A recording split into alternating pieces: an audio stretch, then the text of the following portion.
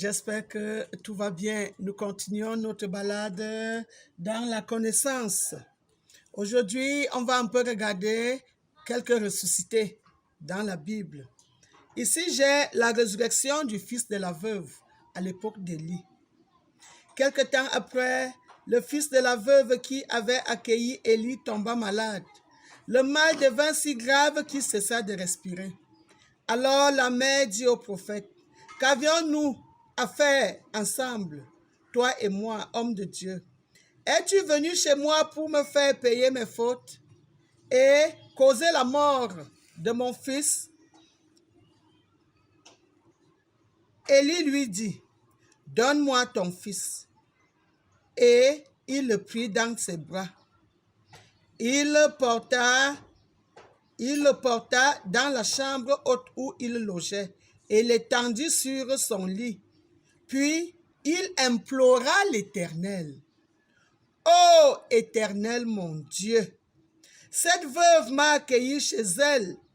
Est-ce que vraiment tu lui voudrais du mal au point de faire mourir cet enfant? » Puis il s'allongea sur l'enfant. « Éternel mon Dieu, je t'en prie, veuille faire revenir en lui le souffle de vie. Veuille faire revenir le souffle de vie de cet enfant. » L'Éternel exauça la prière d'Élie. Le souffle de l'enfant revint en lui et il reprit vie. Élie prit l'enfant, le descendit de la chambre haute à l'intérieur de la maison et le rendit à sa mère en disant, « Viens voir, ton fils est vivant. » Alors la femme s'écria, « Maintenant je sais que tu es un homme de Dieu et que la parole de l'Éternel que tu prononces est vraie. » Des histoires comme celle-ci ne sont pas seulement de l'époque d'Élie. Je le vis depuis que j'ai commencé cette mission. Le jour que certains auront la chance de me croiser, ils verront avec les mains.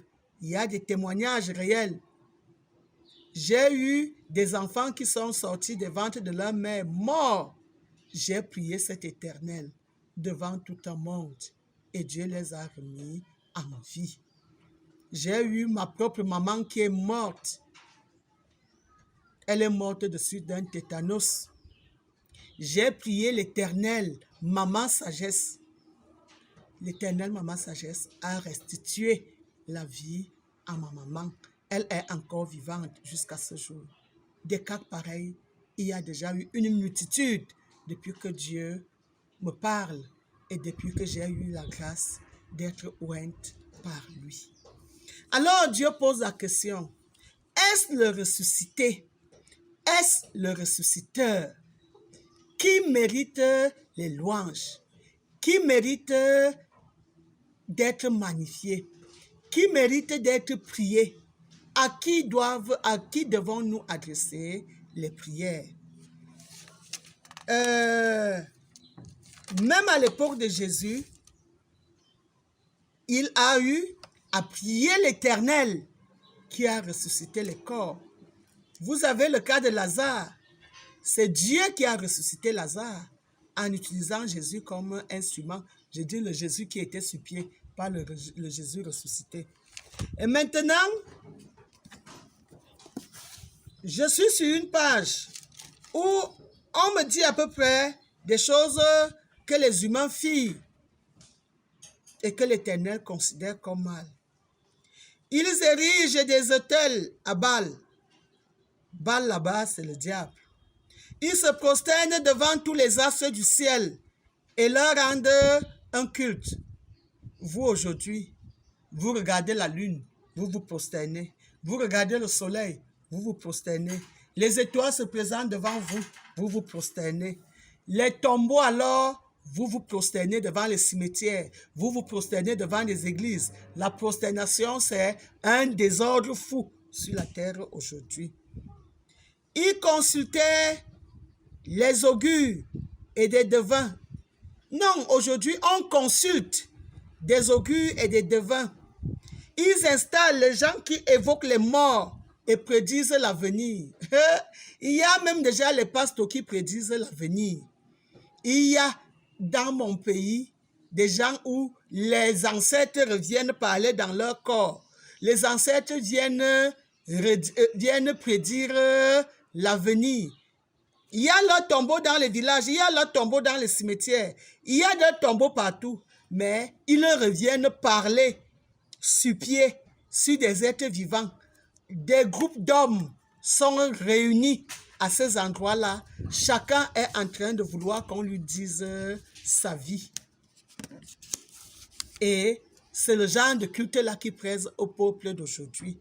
Là où les morts viennent prédire l'avenir. Ils dressent des statues qu'ils fabriquent avec leurs propres mains. Il y a dans mon pays, dans des endroits où on fabrique des parpaings, on fabrique également des dieux. Ça dépend de la taille et du porte-monnaie. Si ton porte-monnaie est riche, tu peux acheter un dieu qui est géant. Si tu n'as pas beaucoup d'argent, tu peux acheter un petit dieu. Chacun transporte Dieu. On le déplace de maison en maison. On lui chante des louanges. Il y a même les... Il y a les... On les appelle quoi? Il y a les soldats de Marie. Donc, Marie est déjà morte. Mais il y a des soldats de Marie parmi les vivants. C'est terrible ce que le monde d'aujourd'hui vit. Je vais prendre un exemple des morts qu'on est en train de louer. Voici ici, j'ouvre le livre qu'on appelle la fleur des saints. Sainte Marie est la première morte, mère de notre Seigneur Jésus-Christ. Est-ce à Éphèse ou à Jérusalem qu'elle mourut? On penche maintenant plutôt pour la ville sainte, Jérusalem. Saint Basile et Saint Grégoire, tous deux nés et morts en Cappadoce, en Turquie. Sainte Geneviève, née à Nanterre, morte à Paris vers 500. Je vais un peu prendre les morts qu'on aime louer et à qui on aime adresser des prières. Dans mon pays, c'est chaud. Pendant ce temps, Dieu est là. Sainte Rita, elle naquit à Cassia en 1381 et y mourut le 22 mai 1457. Elle est un grand Dieu de notre pays. Sainte Jeanne d'Arc, née à Domrémy en 1412, morte à Rouen le 30 mai 1431. Saint Antoine de Padoue, né de la famille noble près de Lisbonne, mort à Padoue le 13 juin 1231. Je viens de citer quelques morts qui sont officiellement loués sur la planète Terre de nos jours, pendant qu'il y a un Dieu qui donne le souffle de vie aux êtres humains et personne ne veut faire cas. Il y a ici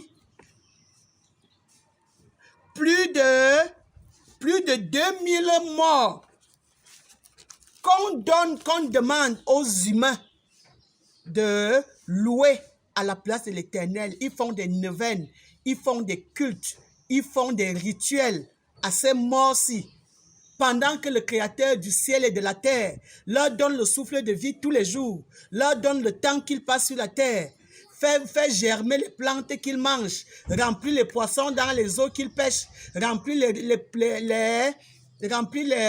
animaux dans les forêts qu'ils peuvent prendre, font des barbecues. Mais les cultes à tous ces morts, ils les évoquent à haute et intelligible voix. Et d'ailleurs, c'est les cultes les plus autorisés dans le monde aujourd'hui, les cultes aux morts. Pourtant, ils lisent les Bibles où Dieu a horreur qu'on invoque les morts ou qu'on consulte des morts.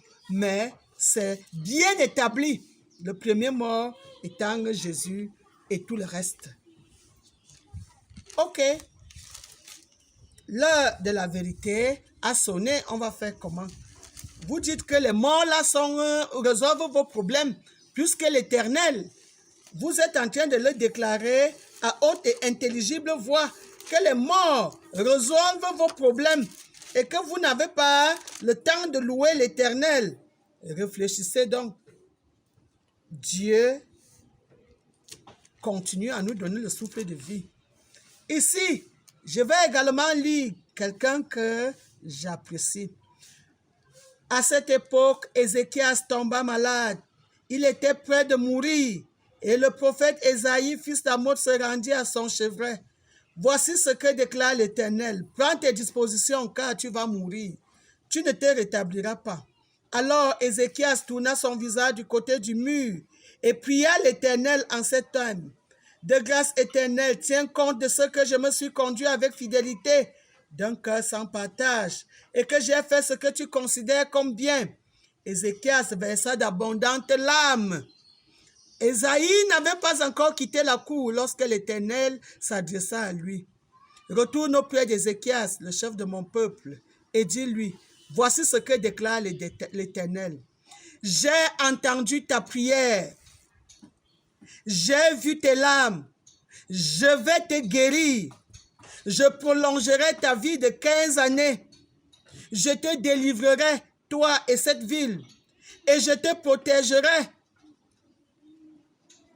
C'est l'Éternel qui dit ces mots. Ce n'est pas Jésus. C'est l'Éternel qui dit ces mots. Et Ésaïe invoqua l'Éternel qui recula l'ombre de 10 degrés sur le cadran solaire d'Ahaz, où est descendu. Oui, Ézéchias a guéri par la main de l'Éternel. Donc ça veut dire que l'Éternel guérissait les gens avant Jésus. L'Éternel ressuscitait les gens avant Jésus. Mais dès que vous avez connu le Jésus qui est devenu un Dieu là, le vrai chaos que vous faites sur la terre, vous croyez que ça va aller où? L'heure de la vérité a sonné. Retournons vers l'Éternel, le Créateur du ciel, de la terre et tous ceux qui ont la vie en eux. Retournons. Moi, j'y suis déjà. Les miens y sont déjà. J'espère que vous avez compris et que vous allez prendre la résolution de chercher la face de Dieu qui vous a fait et qui vous donne le souffle de vie. Maman Bouquet, je vous reviens très